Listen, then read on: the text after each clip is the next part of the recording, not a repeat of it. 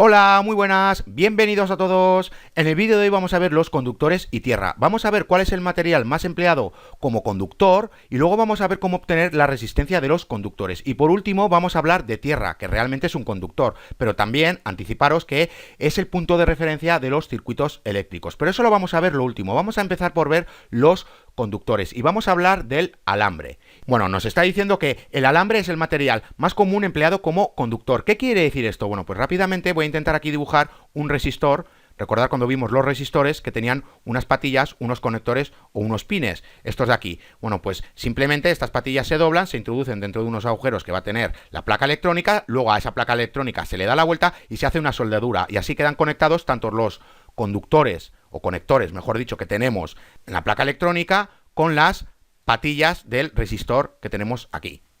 Bueno, pues estas patillas realmente son hilos metálicos y un hilo metálico es un alambre y eso es lo que nos está diciendo, que el alambre es el material más común empleado como conductor, simplemente un hilo metálico y eso es lo que tenemos aquí. Recordad cuando vimos también los fusibles, que los fusibles tenían internamente un hilo metálico, es decir, un alambre. Este alambre realmente recordar que cuando llegaba a una temperatura en concreto, a su temperatura de fusión, es decir, a la corriente nominal, pues simplemente se rompía para generar un abierto entre estas dos conexiones que tenemos aquí. Y eso quiere decir que, porque este esté formado por un hilo metálico y este también esté formado por un hilo metálico, al igual que este, no quiere decir que se trate del mismo alambre o hilo metálico. Porque los hilos metálicos pueden estar formados por materiales diferentes. Es decir, tenemos el cobre, tenemos el aluminio, tenemos el níquel. Entonces, eso quiere decir que estas patillas van a estar formadas por un material totalmente diferente al que está construido este hilo metálico que tenemos internamente. Porque realmente este hilo metálico solo soporta hasta cierta temperatura, es decir, hasta su corriente nominal. Y cuando llega a esa corriente nominal se rompe. En cambio, estos de aquí no se van a romper porque soportan más corriente porque están hechos de otro material. Entonces, quiero decir que por mucho que el alambre sea el material más común empleado como conductor, ese alambre puede estar formado por diferentes materiales como níquel, aluminio, etc. Y eso lo vamos a ver ahora enseguida. Otro ejemplo que tenemos son los cables típicos que nos podemos encontrar en el día a día, que son estos de aquí. ¿Cómo están formados estos cables realmente? Bueno, pues tienen un aislante, que es este de aquí, y este aislante nos está protegiendo de lo que hay en su interior. ¿Y qué es lo que hay en su interior? Pues simplemente un conductor. Y este conductor es un alambre, que ya sabemos que es el material más común empleado como conductor y nos lo vamos a encontrar la mayoría de las veces como conductor, un simple alambre. Pero aquí, en este caso, no tenemos solo un alambre, sino que tenemos varios alambres enrollados entre sí para obtener cierto grosor de cable. Este de aquí tiene un grosor, este de aquí tiene otro grosor diferente, más pequeño, este otro grosor, este de aquí y este de aquí, que es más fino. ¿Por qué queremos diferentes grosores? Porque simplemente queremos que aquí atraviese más corriente de la que puede atravesar por aquí o por aquí o por aquí. Entonces, en función de la corriente que va a atravesar por el cable, necesitaremos un grosor u otro. Y eso se consigue enrollando una cantidad en concreto de alambres.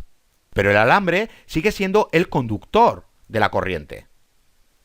Esto es lo mismo que si nosotros estamos realizando nuestras pruebas en una placa de pruebas, que esto de la placa de pruebas voy a hablar más adelante para que entendáis qué es esto de la placa de pruebas, la conozcáis, podáis compraros una y podáis realizar vosotros vuestras pruebas. Bueno, pues como digo, imaginemos que aquí tenemos un resistor conectado y que queremos llevar la corriente de un punto a otro, desde este punto hasta este otro punto. Bueno, pues simplemente vamos a usar un conductor y ese conductor va a ser un cable, pero este cable que va a tener su aislante para protegernos de lo que hay en su interior, simplemente en su interior va a tener un simple hilo metálico, es decir, un solo alambre y no varios alambres como teníamos aquí. ¿Por qué? Porque aquí realmente va a pasar muchísimo menos corriente, es decir, al orden de miliamperios o microamperios, pero aquí vamos a tener ya amperios y bastantes. Entonces, dependiendo de esa cantidad de amperios, vamos a necesitar un grosor u otro, como tenemos aquí con estos cables. Pero aquí no, como aquí va a pasar menos cantidad de corriente, bueno, pues simplemente usamos un hilo metálico. Aunque sea un cable porque esté protegido con su aislante, se trata de un hilo metálico, es decir, de un alambre. Por último, vamos a hablar del tamaño del alambre. Nos dice que el tamaño de un alambre se especifica en función de su área de sección transversal. ¿Qué quiere decir esto del tamaño de un alambre? Porque realmente aquí ya hemos visto que teníamos diferentes grosores, pero estos grosores se conseguían enrollando varios alambres entre sí y no con un solo alambre. Y aquí nos está diciendo que es para un alambre en concreto. Y eso quiere decir que nosotros podemos tener alambres de diferentes tamaños. Aquí estoy intentándolo poner. Aquí tenemos arriba un alambre con un tamaño en concreto y aquí tenemos otro alambre con otro tamaño en concreto. Pero se trata de un solo alambre. Aquí tenemos un alambre y aquí un solo alambre y no varios alambres como teníamos aquí. Bueno, pues a eso hace referencia lo de el tamaño de un alambre. Y dice que se especifica en función de su área de sección transversal. ¿Qué es esto de área de sección transversal? Bueno, pues eso ya lo vimos cuando vimos la corriente. Recordar que la corriente es un flujo de cargas que están atravesando un área en concreto en un segundo. Bueno, pues ese área en concreto es el área de sección transversal. Y como recordatorio, el área de sección transversal, que lo podemos ver aquí, simplemente se trata de un plano que está cortando un objeto y lo está cortando de forma perpendicular. Este objeto es un cilindro realmente, porque el alambre es un cilindro. Entonces, por eso estamos usando este objeto como ejemplo, porque es un cilindro realmente un alambre. Entonces, como digo, el área de sección transversal simplemente es un plano que corta a este objeto y lo está haciendo de forma perpendicular a él. Entonces, el área que nos queda aquí en este plano es el área de sección transversal, que en este caso se trata de un círculo, porque como digo, como alambre tenemos un cilindro. Bueno, pues el área de sección transversal va a ser un círculo. Bueno, pues eso simplemente que quede claro. Vamos a hablar ahora de la resistividad. Nos dice que la resistividad es la resistencia eléctrica específica de un determinado material y que se designa por la letra griega ρ minúscula, que es como una especie de P cursiva, como podemos ver. Y voy a quitarlo para que lo veáis mejor. Bueno, pues esta resistividad tiene una ecuación, que es esta que vemos aquí. Nos está diciendo que la resistividad es igual a R por A entre L. ¿A qué hacen referencias la R, la A y la L? Bueno, pues la R hace referencia a la resistencia.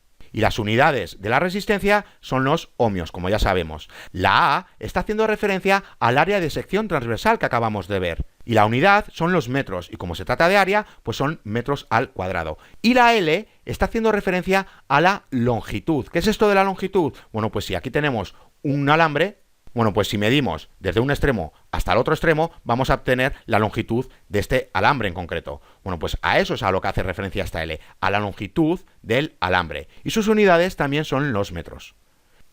Aquí podéis ver las unidades. Los ohmios para la resistencia, los metros al cuadrado para el área de sección transversal y los metros para la longitud. Ahora, ¿cuáles son las unidades para la resistividad? Bueno, pues vamos a verlo. Tenemos aquí los ohmios de la resistencia que están multiplicando a los metros cuadrados, que son el área. Y todo ello se está dividiendo por la longitud, que son metros. Bueno, pues aquí tenemos una M, aquí tenemos dos, se cancelan una y una. ¿Y qué nos queda? Ohmios por metros. Esas son las unidades de la resistividad, como vemos aquí. Aquí tenemos las unidades de la resistividad, ohmios por metros, como acabamos de deducir. Ahora, ¿qué nos interesa a nosotros de esta ecuación? Realmente lo que nos interesa es la resistencia, porque esta resistencia es la resistencia de un conductor. Entonces, simplemente con despejar para esta R ya sabremos obtener la resistencia de un conductor en concreto. Es decir, aquí pasamos multiplicando la longitud y aquí dividiendo el área. ¿En qué se nos queda? Se nos queda en R es igual a resistividad por longitud entre área. Y me estoy anticipando a mostraros esta ecuación porque la vamos a ver ahora enseguida. Pero para que veáis que realmente lo que nos interesa de esta ecuación es la resistencia. Y la hemos obtenido despejando esta ecuación de aquí. Simplemente hemos multiplicado la longitud y ahora hemos dividido el área para que se cancelen en este lado y aparezcan en este otro lado. Bueno, una cosa más a decir de la resistividad. Y es que nos dice que la resistividad depende de un determinado material. ¿Qué quiere decir esto? Bueno, pues que nosotros vamos a tener como conductor un hilo metálico, es decir, un alambre, y eso ya lo sabemos, y va a tener una resistividad en concreto. Pero esa resistividad va a depender del material con el que esté formado este conductor en concreto, porque como digo, los alambres pueden estar formados por diferentes materiales, como por ejemplo el cobre, el níquel, el aluminio, etc. Bueno, pues en función del material con el que esté construido ese conductor en concreto, vamos a obtener diferente resistividad. Bueno, para que terminéis de entenderlo, aquí os estoy mostrando una tabla con los diferentes materiales con los que podemos construir los conductores. Aquí tenemos la plata, el cobre, el oro, el aluminio, el wolframio, el níquel, el hierro, el platino, etc. Aquí tenemos unos cuantos. Y aquí a la derecha tenemos las resistividades correspondientes a cada material. Y vemos que son diferentes. A eso es a lo que hace referencia a un determinado material. Es decir, que si un conductor está formado por plata, va a tener esta resistividad. Pero si otro conductor está formado por cobre, va a tener esta otra resistividad. Bueno, pues ya veis los diferentes materiales que tenemos y sus correspondientes resistividades, que están en ohmios por metros, como podemos ver. Ahora, otro dato que nos está dando muy importante es la temperatura. Nos está diciendo que la resistividad depende de la temperatura, porque estas resistividades están comprendidas entre el rango de 20 y 25 grados. Es decir, que si estuviéramos en 30 grados, estos valores ya no iban a ser los que aparecen aquí, sino íbamos a obtener otros valores totalmente diferentes. Y eso significa que la resistividad depende de la temperatura. Y eso es importante porque realmente la resistencia también depende de la temperatura. Bueno, vamos a hablar de la resistencia que contienen los conductores. Y nos dice que la resistencia depende de tres características físicas: del tipo de material, de la longitud del alambre y del área de sección transversal. ¿Qué es esto de tipo material? Bueno, pues lo acabamos de ver, que realmente un alambre o un conductor puede estar formado por diferentes materiales, o por níquel, o por oro, o por aluminio, o por los que hemos visto. Entonces, en función por el material con el que esté construido este conductor en concreto, vamos a obtener una resistencia. Pero si está formado por otro material, vamos a obtener otra resistencia totalmente diferente en las mismas condiciones. A eso es a lo que hace referencia lo de tipo de material. Lo de longitud de alambre hace referencia a la longitud del alambre, realmente, que podemos obtener diferentes tamaños. Es decir, aquí tenemos un hilo metálico, es decir, un alambre. Y aquí tenemos otro alambre con otra longitud, totalmente diferente al de este de aquí. Bueno, pues en función de la longitud del alambre vamos a obtener una resistencia u otra. Y lo mismo pasa con el área de sección transversal. Recordar que como estamos hablando de hilos metálicos o alambres, se trata de cilindros. Entonces el área de sección transversal simplemente va a ser el área de un círculo. Bueno, pues a diferentes tamaños vamos a obtener una resistencia u otra resistencia. Esto de la longitud del alambre y del área de sección transversal lo voy a explicar un poco mejor cuando veamos ya la ecuación, para que veáis cómo cambia la resistencia en función de la longitud del alambre y del área de sección transversal. Bueno, antes de nada vamos a ver una cosa de la resistividad. Recordar que la resistividad es la resistencia eléctrica específica de un determinado material, pero he agregado esto de aquí. Es un valor constante a una temperatura dada. ¿Qué quiere decir esto? Bueno, pues que a 25 grados, por ejemplo, vamos a obtener un valor de resistividad en concreto y va a ser constante siempre para 25 grados. Nunca va a cambiar.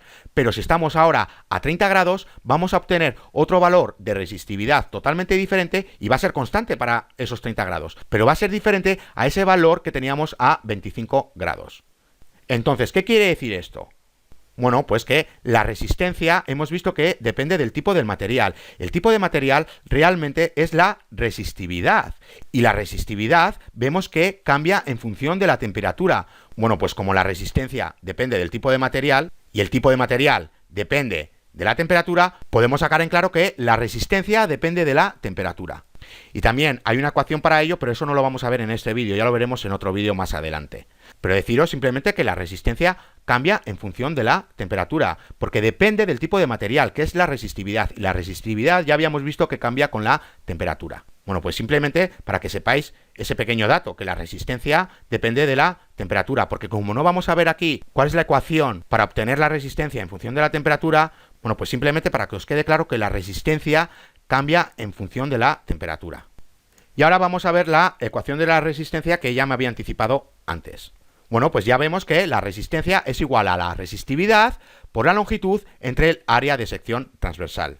Recordar cuáles son sus unidades. La de la resistividad son ohmios por metros, la del área de sección transversal son metros al cuadrado y la de la longitud son metros. Bueno, pues si nosotros ahora hacemos al revés y lo colocamos esto en la ecuación, es decir, si ahora pongo ohmios por metros, que es la longitud, entre el área, que son metros al cuadrado, bueno, pues las m se cancelan y solo se quedan ohmios, que realmente es la unidad de la resistencia, como ya sabíamos, pero simplemente para que vierais cómo se cancelaban las unidades.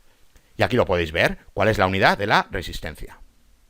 Entonces, simplemente, para obtener la resistencia de un conductor, tenemos que saber de qué material está hecho, es decir, si es de cobre, bueno, pues nosotros vamos a la tabla que hemos visto hace nada y localizamos la resistividad de ese material en concreto. Luego la longitud ya sabemos cómo obtenerla, es decir, basta con medir desde un extremo hasta el otro extremo y obtendremos la longitud del alambre. Nos queda el área. ¿Cómo obtenemos nosotros el área de un conductor en concreto? Bueno, pues recordar que el área simplemente es el área de un círculo.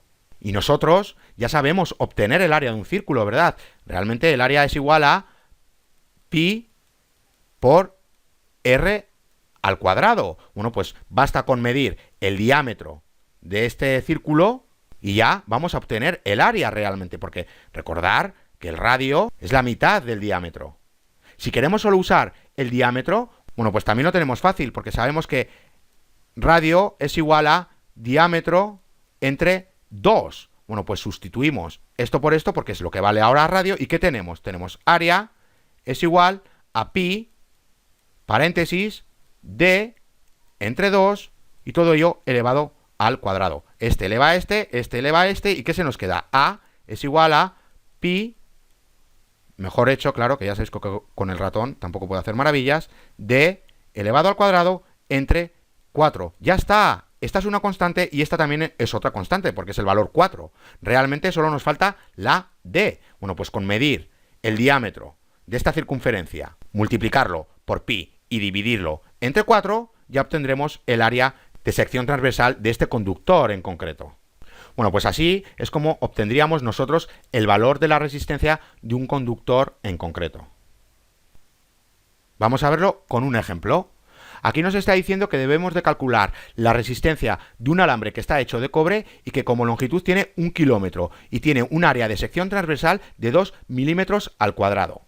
Bueno, pues como ya sabemos que se trata de cobre, vamos a la tabla que hemos visto anteriormente y localizamos el cobre y ya buscamos su resistividad. ¿Cuál es el valor de la resistividad del cobre? Y vemos que es 1,72 por 10 elevado a la menos 8 ohmios por metro. Bueno, pues ya sabiendo esto y sabiendo cuáles son los datos, ya simplemente tenemos que utilizar la ecuación correspondiente, que ya sabemos cuál es, que es esta de aquí. Bueno, la resistividad ya sabemos cuál es esta de aquí. Bueno, pues simplemente sustituimos por el valor y ya está. La longitud también sabemos cuál es. Voy a intentar hacer un círculo. La longitud, como digo, ya sabemos cuál es 1 kilómetro. Pero aquí tenemos ohmios por metros. Entonces, debemos de pasar esto a metros. Es decir, 1 kilómetro es igual a 1000 metros. Y voy a intentar ponerlo bien. Como digo, 1 kilómetro son 1000 metros. Bueno, pues ya tenemos la longitud. Simplemente la sustituimos y ya está. Nos queda el área. Es este de aquí. Bueno, pues el área nos está diciendo que son 2 milímetros al cuadrado. Y debemos de pasarlo a metros. Bueno, pues eso ya deberíais de saberlo. Como recordatorio rápidamente, bueno, pues cuando tenemos un milímetro, ya sabemos cuál es el prefijo métrico. Es decir, es 1 por 10 elevado a la menos 3 metros. Eso es lo que es un milímetro. 10 elevado a la menos 3. Ahora, si queremos metros al cuadrado, bueno, pues ponemos 1 milímetro al cuadrado. ¿Cuánto vale 1 milímetro? Ya sabemos que vale 10 elevado a la menos 3, porque este 1 por no hace falta ponerlo. Bueno, pues lo ponemos. Paréntesis, 10 elevado a la menos 3. Y todo ello elevado a la 2, porque así nos lo está indicando. Y aquí quedarían metros también elevado a la 2. ¿Y qué nos quedaría? Nos quedaría 10 elevado a la menos 6 metros al cuadrado. Este menos 6 viene de 2 por 3. Bueno, pues simplemente como recordatorio, porque esto ya lo deberíais de saber. Entonces, una vez que ya tenemos todos los valores, pues simplemente los sustituimos y realizamos el cálculo como podéis ver aquí. Aquí tenemos la resistividad, aquí ya tenemos la longitud en metros y aquí ya tenemos el área en metros cuadrados. ¿Qué nos da? 8,6 ohmios. Bueno, pues ¿qué podemos sacar en claro? Que realmente la resistencia de un conductor es muy pequeña, es muy baja como vemos aquí. Imaginaros también en los circuitos electrónicos. En los circuitos electrónicos vamos a tener conductores, pero van a tener una longitud muy pequeña, de milímetros, en comparación con los kilómetros que tenemos aquí. Como digo, van a ser muy pequeños. También el área de sección transversal va a disminuir, pero en comparación del cambio de kilómetros a milímetros, que de milímetros a un poco más pequeño de milímetros, no es tanto. Entonces, como digo, simplemente vamos a obtener valores más pequeños. incluso que 8,6. Imaginemos que tenemos este conductor que está conectado a un resistor en concreto y que continúa por aquí. Bueno, pues que el valor de la resistencia de este conductor es de 1,0,2 ohmios, es decir, es un valor de resistencia muy bajo. Y el resistor de aquí tiene 100 ohmios, imaginemos que son 100 ohmios. Bueno, pues a efectos prácticos, el valor de esta resistencia no altera para nada a la de aquí. Imaginemos que esto está conectado a un circuito. Entonces, es como si tuviésemos un resistor y otro resistor. Este resistor con este valor y este resistor con este valor en concreto. Aquí tenemos una resistencia que se opone a la corriente y aquí tenemos otra resistencia que se opone a la corriente. Es decir, es como si sumásemos el valor de las resistencias para obtener un total de valor de resistencia que se opone a la corriente. Eso lo veremos en los circuitos en serie, no os preocupéis. Pero lo que quiero decir es que si nosotros sumamos estos dos valores, nos van a quedar en 101,02. Y ese 101,02 frente a los 100 ohmios, no hay cambio alguno. Entonces, por eso digo que a efectos prácticos, el valor de la resistencia de los conductores no tiene efecto alguno. Es como si fuese de cero. Imaginemos ya si tenemos kiloohmios o megaohmios. Bueno, pues la diferencia es ya muy grande. Entonces, como digo, nosotros podemos considerar la resistencia de los conductores como un valor de cero, porque vemos que realmente es como si no tuvieran resistencia, porque es muy baja. Bueno, pues eso simplemente que quede claro.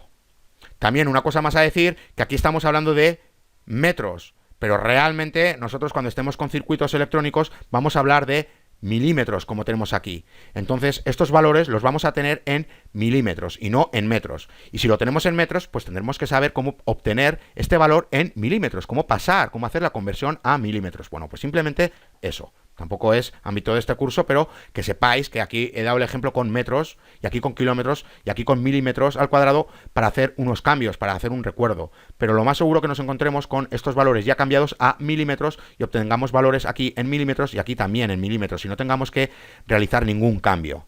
Bueno, pues simplemente que lo sepáis. Vamos a hablar ahora de tierra. Aquí os estoy mostrando un diagrama esquemático de un circuito básico, el más simple que nos podemos encontrar, porque realmente tenemos aquí un voltaje que está atravesando una resistencia, y como tenemos un voltaje que está atravesando una resistencia, ya puede pasar la corriente de un punto a otro. Y esto está en funcionamiento y esta bombilla desprende luz visible que nosotros podemos ver. Bueno, pues este es el diagrama que nos podemos encontrar, pero la mayoría de las veces nos vamos a encontrar con el siguiente diagrama esquemático. Imaginemos que una de estas terminales la tenemos conectada a tierra. Me da igual que sea la positiva o que sea la negativa. Y aquí veo que le falta el signo negativo que no lo he puesto. Bueno, pues como digo, imaginemos que esta terminal, la negativa, está conectada ahora a tierra. Es decir, voy a intentar aquí realizar el símbolo de tierra, que es este de aquí. Voy a darle al pause y ahora vuelvo. Bueno, pues aquí lo tenéis. Estos son los símbolos estándar empleados para la tierra, como vamos a ver ahora enseguida. Eso ahora no me incumbe. Lo que quiero decir es que ahora hemos conectado la terminal negativa a tierra. Y esta terminal, que tiene que estar conectada a la terminal negativa, también la conectamos a tierra. Mejor hecho el dibujo, claro está, pero este es el símbolo estándar empleado para tierra. Bueno, ¿qué está ocurriendo aquí realmente? Que ahora ya no tenemos este conductor aquí. Este conductor ahora ya no existe. Ha desaparecido realmente, porque ahora las conexiones las tenemos a tierra. Entonces, como digo, esto es como si no existiera. Ahora bien, podemos observar que la corriente está saliendo de un punto y entrando a otro punto porque la bombilla sigue desprendiendo luz visible.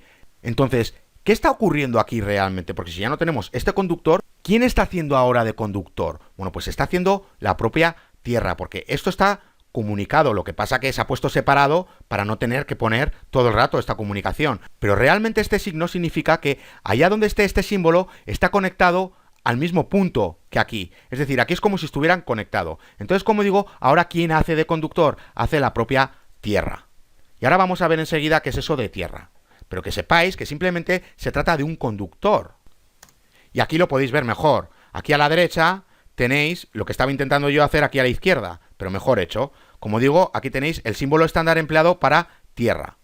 Vemos que la corriente sigue toda su trayectoria porque la bombilla está desprendiendo luz visible. Entonces, como digo, ¿quién está haciendo ahora de conductor? Pues está haciendo tierra, porque esto es como si estuviese conectado realmente. Esto es como si lo tuviésemos aquí, conectado directamente, pero no lo tenemos conectado directamente, lo tenemos a través de tierra. Entonces quiero decir que tierra, este punto y este punto están conectados entre sí, aunque aquí los veamos separados. Pero eso es tierra, es simplemente un conductor. Esto de 0 voltios y 12 voltios lo vamos a ver ahora enseguida, pero simplemente que sepáis que tierra es un conductor. Ahora vamos a ver los dos tipos de tierra que tenemos. ¿Por qué tenemos dos tipos de tierra? Bueno, pues vamos a verlo ahora rápidamente. Tenemos el de tierra en tierra y el de tierra de referencia o común. ¿Qué es esto de tierra en tierra? Bueno, pues vamos a verlo rápidamente. Imaginemos que tenemos aquí un circuito eléctrico. Este circuito eléctrico tiene sus conexiones, es decir, aquí hay una bombilla y tendrá sus diferentes conexiones. Pero una de las terminales de la fuente de alimentación, imaginemos que es la negativa, esta es la positiva y esta es la negativa, bueno, pues imaginemos que ahora la negativa la conectamos directamente a un metal. Este es un metal, bueno, pues conectamos esa terminal a este metal y este metal lo introducimos bajo tierra, a cierta profundidad. La profundidad es importante, pero no nos incumbe en este curso. También la humedad de la tierra, que también es importante, pero no nos incumbe, como digo, en este curso. Lo que quiero decir que esta terminal simplemente está conectada a un metal y ese metal se ha introducido dentro de la tierra, se ha metido dentro de la tierra, bajo tierra. Y eso es lo que se conoce hoy en día tierra en tierra. Eso es lo que es tierra en tierra. Realmente la propia tierra es la que está haciendo de conductor. Y ahora, ¿qué es esto de tierra de referencia o común? Bueno, pues vamos a verlo rápidamente. Imaginemos que tenemos aquí otro circuito, tenemos aquí una bombilla, solo pongo bombillas porque realmente no hemos visto más. No hemos visto ni circuitos en serie, ni paralelo, ni otros dispositivos. Entonces simplemente pongo el ejemplo con las bombillas. Ahora bien, tenemos aquí la terminal negativa, la terminal positiva y aquí la terminal negativa, porque este conductor se tiene que conectar a la terminal negativa de la fuente de alimentación. Pero ahora nosotros esto lo conectamos a un metal externo. Imaginemos que aquí tenemos un metal externo. Bueno, pues esto simplemente lo conectamos a ese metal externo que tenemos aquí. La propia caja metálica que contiene el circuito electrónico, que es de metal, la podemos usar como tierra de referencia. Es decir, el propio metal de la caja metálica está haciendo aquí de conductor.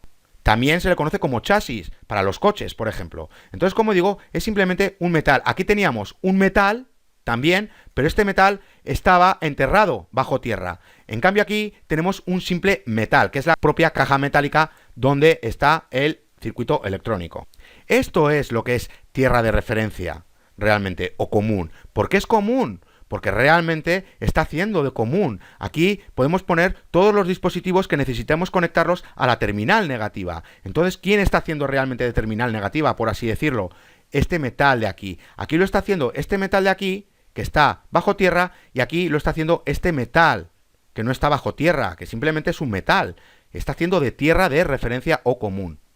Esto de común nos lo vamos a encontrar en la mayoría de las veces en los instrumentos de medición o fuentes de potencia para indicarnos cuál es el común realmente. Lo podemos encontrar como com o con doble M.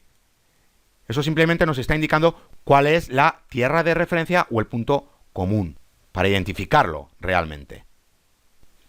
Ahora, ¿por qué se llama tierra de referencia? Imaginemos que aquí tenemos 12 voltios, que son los que nos está generando esta fuente de voltaje que tenemos aquí. Bueno, pues deciros que los voltajes siempre se especifican con respecto a otro punto. Si ese punto no se especifica, se dice que es el de referencia. ¿Qué quiere decir esto? Bueno, pues que el de referencia es este de aquí. Este metal donde hemos conectado los diferentes dispositivos y la terminal negativa. Bueno, pues este punto de referencia siempre va a ser el de 0 voltios. Y eso quiere decir que estos 12 voltios son respectos a estos 0 voltios que tenemos aquí. Pero estos 0 voltios son solo para este circuito que tenemos aquí, porque aquí también la Tierra son 0 voltios realmente. Pero son 0 voltios para este circuito que tenemos aquí, donde está conectada la terminal negativa. Y aquí también nos pasa lo mismo, que aquí tenemos 0 voltios, pero dentro de este circuito en concreto. ¿Por qué digo eso? Porque realmente nosotros debemos de asegurarnos de que estén conectados tanto la tierra de referencia como la tierra en tierra, con un simple cable, mismamente, pero que estén conectados. ¿Por qué? Porque realmente esto es un metal y esto es otro metal. Y como son metales, este tiene un potencial diferente a este de aquí, que tendrá otro potencial. Y como hay una diferencia de potencial, hay un voltaje entre estos dos metales.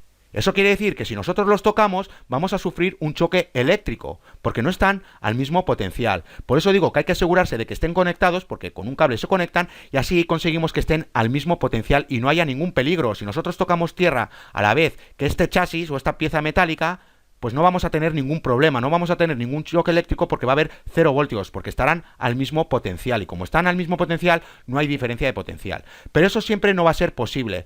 No va a ser siempre posible que tengamos conectadas tanto tierra en tierra como tierra de referencia. Pero simplemente que lo sepáis, que por si acaso tenéis que comprobarlo, porque si no, no podéis tocar tierra y tocar este metal a la vez porque vais a sufrir un choque eléctrico. Entonces, a eso es a lo que me refiero lo de 0 voltios, que 0 voltios es para este circuito en concreto. Estos 12 voltios salen de aquí, atraviesan la bombilla y una vez que han atravesado la bombilla, que ya no hay más bombillas, claro está, ya no tenemos más voltios. A partir de aquí tenemos 0 voltios. Si nosotros tocamos esta parte de aquí, son 0 voltios, no vamos a tener ningún problema. El problema lo tenemos si tocamos esta parte de aquí, que son 12 voltios, y esta otra parte de aquí, que son 0 voltios, porque es nuestra referencia. Entonces, que quede claro eso de que tenemos que, por seguridad, mirar que estén conectados tanto tierra en tierra como tierra de referencia o común, para que tengan el mismo potencial y no haya una diferencia de potencial y no tengamos ningún problema y no suframos ningún choque eléctrico. Bueno, pues simplemente eso, que tierra en tierra, quien hace de conductor es la propia tierra, porque tenemos el metal introducido bajo tierra, y tierra de referencia común, quien hace de tierra es simplemente una placa metálica, la propia caja metálica que cubre el circuito electrónico o el chasis del coche, por ejemplo. Ahora, ¿por qué usamos tierra y usamos metales? Porque realmente, ¿quién nos está ofreciendo las cargas? La propia tierra y el propio metal. Recordar cuando vimos el mar de electrones, que teníamos un conductor y luego teníamos electrones libremente vagando por el conductor. Bueno, pues estos electrones libres, recordar de dónde vienen. Cuando teníamos el átomo de cobre, recordar, pues voy a ponerlo rápidamente, solo voy a poner la capa de valencia. Recordar que la capa de valencia es la última capa que contiene electrones. Y en este caso, solo tenemos un electrón. Bueno, pues este electrón es capaz de absorber energía suficiente a temperatura ambiente como para escaparse del átomo. Y por eso tenemos aquí electrones libres que los podemos utilizar. Cuando los queremos utilizar, por eso nos conectamos a este chasis de aquí, o a este conductor, o a esta placa metálica, porque tiene electrones libres. Y recordar que de la fuente de alimentación aparecían 2 cargas, cuando lo vimos con el zinc, por ejemplo, que eran 2 cargas. Bueno, pues si introducíamos 2 cargas, tenían que desaparecer 2 cargas del conductor, porque le estábamos introduciendo 2 cargas, y todo iba en movimiento. Bueno, pues gracias a este mar de electrones, podemos hacer ese cambio de electrones, por así decirlo. Entonces, quien nos está ofreciendo las cargas es el conductor, y aquí es la propia Tierra. De ahí nosotros podemos obtener las cargas. Por eso realizamos las conexiones así, con tierra, porque aquí tenemos muchísimas cargas y aquí también tenemos muchísimas cargas. Bueno, pues vamos a ver ahora cuáles son los diferentes símbolos estándar empleados para indicar tierra. Aquí vemos el símbolo que habíamos visto antes. Este es para indicar tanto tierra en tierra como tierra de referencia o común realmente. Porque no tenemos diferentes símbolos estándar tanto para la tierra en tierra como para la tierra de referencia, sino que se emplean mismo, porque realmente aquí ya sabemos que hay un punto en común, es decir, una tierra de referencia, recordar esos 0 voltios, y eso es lo que nos interesa, no nos interesa si es tierra en tierra o tierra de referencia, simplemente que se trata de un punto en común, es decir, una tierra de referencia. Y este de aquí es el de tierra en chasis. ¿Qué es esto de tierra en chasis? Bueno, pues os dije que la tierra de referencia se usaba un metal, pero también se podía utilizar la caja metálica que protege el circuito interno que tenemos, al igual que el chasis del coche. Bueno, pues este símbolo nos está diciendo que la caja metálica o ese chasis son la tierra de referencia, para que tengamos cuidado o sepamos simplemente que la caja metálica también es el punto de referencia. Entonces, cuidado cuando toquemos un voltaje y también la caja. Entonces vamos a tener ahí un problema. Y luego tenemos este símbolo de aquí, que no lo vamos a ver ni en este curso ni en el siguiente, lo veremos en otro curso, pero deciros que este símbolo es un símbolo de referencia alterno. ¿Qué quiere decir esto? Bueno, pues que tenemos más de una conexión aquí. Por ejemplo, imaginemos que tenemos la tierra analógica y la tierra digital. Bueno, pues simplemente para que lo sepáis. Por último, vamos a hacer un pequeño repaso a esto de tierra. Y aquí os estoy mostrando otra vez este diagrama esquemático de un circuito muy simple. Bueno, pues vemos que la terminal negativa está conectada a tierra, o tierra en tierra o tierra de referencia, nos da igual, simplemente sabemos que es un punto común. Al igual que aquí, están conectados al mismo sitio. Y sabemos que la corriente va de un lado a otro porque la luz está desprendiendo luz visible que nosotros podemos ver. Entonces, ¿quién está haciendo aquí de conductor? La propia Tierra. Y vemos que la referencia son los 0 voltios, esta Tierra. A partir de ahí, estos voltajes estarán respectos a esta Tierra de aquí, que serán 0 voltios para este circuito en concreto, como habíamos visto antes. Entonces, eso quiere decir que aquí, en la parte superior, hasta atravesar la bombilla, vamos a tener 12 voltios. Y aquí vamos a tener esos 0 voltios. Es decir, si nosotros tocamos esta parte de aquí inferior, no vamos a tener ningún problema. Ahora, si tocamos la superior y la inferior, ya vamos a tener un choque eléctrico. Bueno, vamos a ver ahora la fuente de potencia de triple salida. Recordar que las fuentes de potencia son las que nos encontramos en los laboratorios para obtener fuentes de voltaje. Recordar que una fuente de potencia simplemente se enchufa a la pared para obtener corriente o voltaje alterno. Bueno, pues esta fuente de potencia simplemente nos va a cambiar ese voltaje alterno en voltaje continuo. ¿Qué podemos ver aquí? Aunque no se vea muy bien. Bueno, pues aquí tenemos negativo, positivo, negativo, positivo, negativo, positivo. Es decir, terminal negativa y terminal positiva. Como tenemos tres, es como si tuviésemos tres fuentes diferentes. Aquí una, aquí otra y aquí otra. Entonces, si estamos trabajando con diferentes circuitos electrónicos y necesitamos más de una fuente de voltaje y solo tenemos esta fuente de potencia, bueno, pues con usar esta de triple de salida lo tenemos fácil, porque ya tenemos más de una fuente de voltaje en este instrumento. Bueno, pues deciros que las terminales negativas están conectadas a la caja o al chasis metálico que tenemos aquí, por dentro. Aquí tenemos una caja metálica y en su interior está el circuito electrónico. Bueno, pues las terminales negativas simplemente se conectan a este chasis o a esta caja metálica. Y para indicar que tenemos una tierra de chasis, pues simplemente lo indicamos con el símbolo aquí. Aquí pondríamos el símbolo estándar para indicar que se trata de una tierra en chasis. Ahora bien, si nosotros queremos tierra en tierra, vamos a usar esta terminal que es de color verde. Esta terminal que tenemos aquí de color verde simplemente es la terminal de tierra en tierra y no la de tierra en chasis como tenemos aquí. Y eso es así porque internamente la tierra en tierra se conecta a la punta central, que es redonda, que está presente en la clavija de la corriente alterna. Bueno, pues si nosotros nos queremos conectar a tierra en tierra en vez de a este punto de referencia, pues simplemente ya no nos vamos a conectar a la terminal negativa y nos vamos a conectar a esta terminal de aquí. Vamos a ver ahora los voltajes positivos y negativos. Es decir, nosotros podemos obtener voltajes tanto positivos como negativos. ¿Cómo es esto? Bueno, pues cuando es positivo, realmente la corriente sale de la terminal positiva, atraviesa lo que tenga que atravesar y acaba entrando por la terminal negativa, siguiendo la dirección convencional de la corriente, que si es la de los electrones ya sabemos que es al revés, pero eso da igual, porque si lo tenemos claro, pues simplemente estamos eligiendo una y ya está. Bueno, ¿qué pasa ahora con la corriente cuando tenemos voltajes negativos?